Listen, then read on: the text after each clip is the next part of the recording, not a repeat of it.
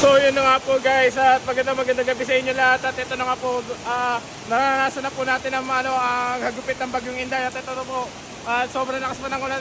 Kita nyo po yung yun, yung puno.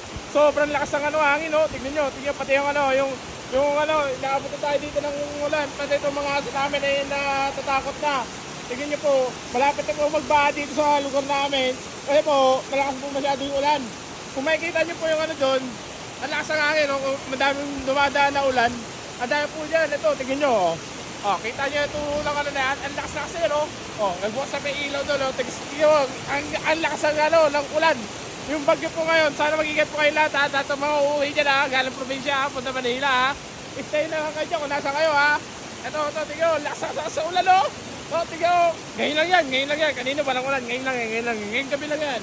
Walang ulan kanina, ngayon nga, tingin nyo, lakas, tingin nyo, help!